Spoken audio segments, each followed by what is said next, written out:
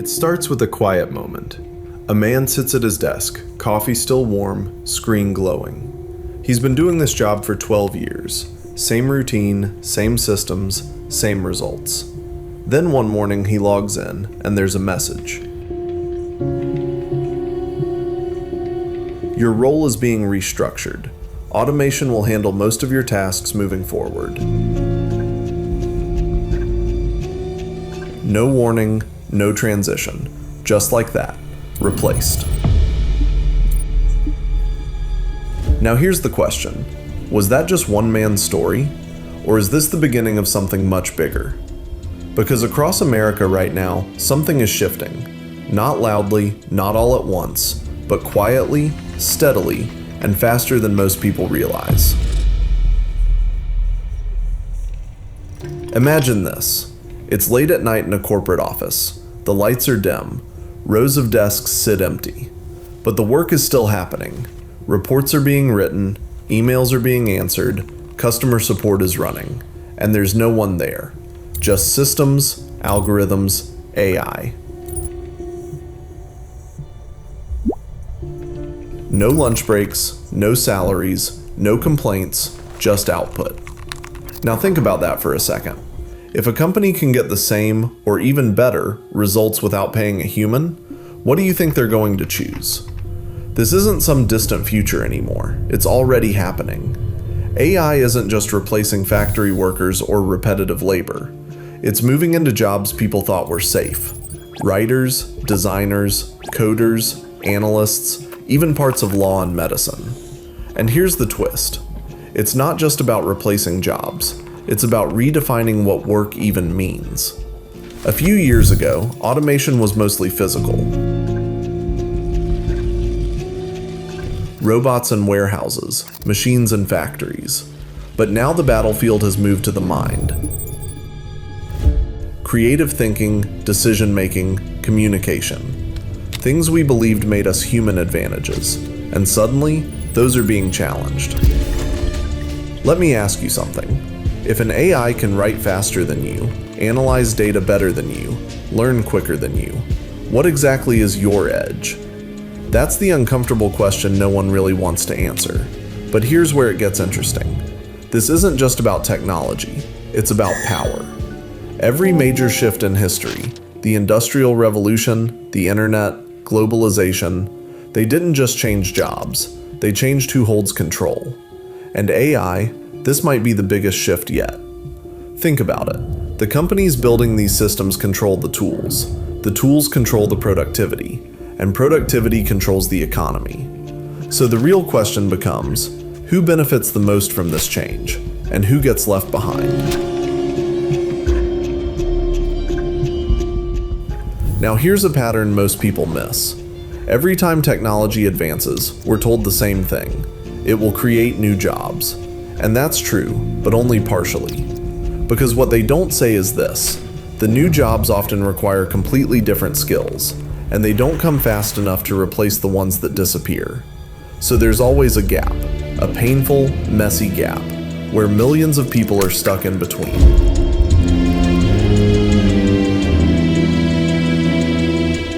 Picture this. A truck driver who spent 20 years on the road suddenly hears autonomous systems are taking over. Now he's told to learn AI or reskill. But how? Where does he start? How long does it take? And who pays for that transition? This is where the real crisis begins. Not when jobs disappear, but when people don't have a clear path forward. And here's something even deeper. Work isn't just about money. It's about identity, purpose, routine. Take that away, and you don't just create unemployment. You create uncertainty, anxiety, a society that feels unstable. Now zoom out for a second. This isn't just one country, but America sits right at the center of it, home to the biggest tech companies, the fastest innovation cycles, and the most aggressive adoption of AI. So whatever happens here tends to ripple across the world. And right now we're seeing early signs. Companies hiring fewer entry-level roles, junior positions shrinking, More expectations, fewer opportunities. Because AI can handle the beginner tasks.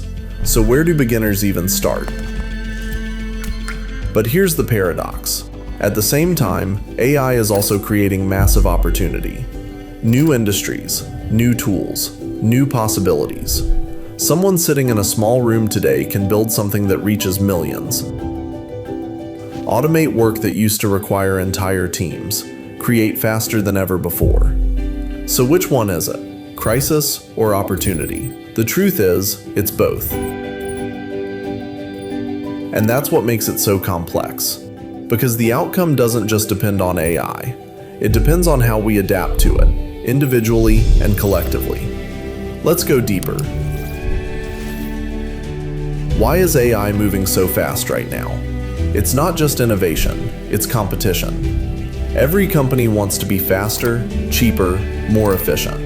And AI gives them that edge. So even if one company slows down, another won't, which means the race never stops. And in a race like that, human limitations start to show. We need sleep, we need time, we make mistakes. AI doesn't, at least not in the same way. So the pressure builds. Now here's the part most people don't think about. AI doesn't have to replace 100% of a job to eliminate it. If it replaces 70%, a company might only need 30% of the workforce. That's enough to reshape entire industries. And that's already happening. Quietly, gradually, but consistently. So where does that leave you? Not in fear, but in a moment of decision. It's happening whether we're ready or not. The real advantage now isn't just working harder. It's understanding the system, learning how to work with AI, not against it. Knowing where human skills still matter, creativity, strategy, emotional intelligence, adaptability. Because here's something AI still struggles with: being human. Understanding context beyond data, making meaning, not just output. But even that gap is slowly getting smaller. So maybe the real question isn't, will AI take jobs? Maybe it's, what kind of people will still be valuable in an AI-driven world? And the answer is still being written, right now, by people who choose to adapt and by people who choose to ignore it. We're standing at a turning point. One of those moments future generations will look back on and say, that's when everything changed. So take a second. Look at your skills, your habits, your direction, and ask yourself honestly, are you preparing for what's coming or holding on to what's already leaving? Because this isn't just about jobs. It's about the future of how we live, work, and define ourselves. And if you want to understand where this is all heading next, how power, money, and technology are reshaping the world in real time, you already know what to do. Stick around, because this story is just getting started.